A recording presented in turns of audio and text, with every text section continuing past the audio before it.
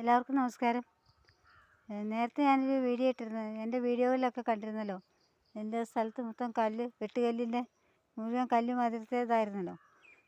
ഈ സ്ഥലവും അങ്ങനെയായിരുന്നു. ഇത് ഞാൻ കഴിഞ്ഞ കൊല്ലം ചീര നട്ടിരുന്നതാണ്. അപ്പോൾ ഇത് വല്ലാതെ കല്ല് പിടിച്ച് ഇതിനകത്ത് വേറെന്ത് പച്ചക്കറി നട്ടാലും ശരിയാവില്ലായിരുന്നു. ചീരയാണ് ആകെ ഇതിനകത്ത് രക്ഷപ്പെട്ട് കിട്ടിയത്. ഇഷ്ടംപോലെ ചീര മുറിച്ചെടുത്തു കേട്ടോ.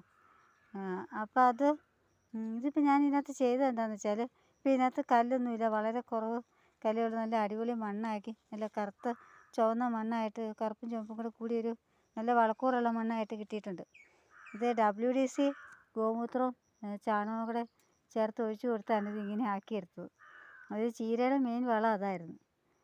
ആഴ്ചയിൽ 2 പ്രാവശ്യം വീതം ഞാനിങ്ങനെ ഒഴിച്ചു കൊടുത്തുകൊണ്ടിരുന്നാണ് ചീരനെ വലുതാക്കി കൊണ്ടുവന്നത്. അപ്പോൾ അത് ഒഴിച്ച് കഴിഞ്ഞാൽ 15-ാമത്തെ ദിവസം നമുക്ക് ചീര മുറിച്ചെടുക്കാം കേട്ടോ. 15 ദിവസം, 18 ദിവസമൊക്കെ ആകുമ്പോൾ നമുക്ക് ചീര മുറിച്ചെടുക്കാം. നല്ല ഒരു വളർച്ചയായിരിക്കും. അപ്പോൾ അങ്ങനെ ചെയ്തു. അപ്പോൾ ഇത് വെച്ചാൽ നമ്മുടെ പില്ലറ്റ് ചാണകമല്ല കേട്ടോ, നല്ല ഒന്നാന്തരം ജേഴ്സി പശുവിൻ്റെ, നാടൻ പശുവിൻ്റെ ചാണകവും ഗോമൂത്രവും. അത് പച്ചപ്പുല്ല് മാത്രം തിന്ന പശുവിൻ്റെ ചാണകവും ഗോമൂത്രം കേട്ടോ. അതാകുമ്പം എഫക്റ്റ് കൂടുതലായിരിക്കും, പെട്ടെന്ന് എഫക്റ്റ് കിട്ടും, അണുക്കൾ കൂടുതലായിരിക്കും. മറ്റേ ചാണകം എന്ന് പറയണത് മൊത്തം യൂറിയ ആണല്ലോ, പെല്ലറ്റ് കൊടുത്ത് വളർത്തുന്ന പശുവിൻ്റെ ചാണകത്തിന്. അതൊന്നുമില്ല. ഇത് ഒരു നേരം ഗോതമ്പ് പൊടി ഒഴിച്ചു കൊടുക്കും, ബാക്കി മൊത്തം പുല്ലിൽ നിൽക്കുന്ന പശുവാണ്. പശുവിൻ്റെ അതായതുകൊണ്ടാണ് പെട്ടെന്ന് നല്ലൊരു എഫക്റ്റ് കിട്ടിയതും കേട്ടോ. വേറെ ഒരു വളവും ഇതിനകത്ത് ചേർത്തില്ല. WDC മണ്ണിനെ ശരിയാക്കും എന്നുള്ളത് ഇപ്പം മനസ്സിലായില്ലേ. ഞാൻ പല ക്ലാസ്സുകളിലും, WDCയുടെ ക്ലാസ്സുകളിലും പല ഇതിലും ഞാൻ പറയാറുണ്ട്, WDC ഒഴിച്ചാലും മണ്ണ് നമ്മുടെ ശരിയാക്കി എടുക്കാൻ പറ്റുമെന്ന്.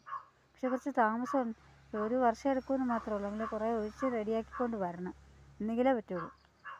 അപ്പം അങ്ങനെ നല്ല ഭംഗിയാക്കി എടുത്ത സ്ഥലമാണ്. ഇതിപ്പോൾ എനിക്ക് നെല്ല് നടാൻ വേണ്ടിയിട്ട് ഞാൻ കിളച്ച് റെഡിയാക്കിയിട്ടേക്കണം കേട്ടോ. നെല്ല് നടാനുള്ളൊരു കൊതി കൊണ്ട്.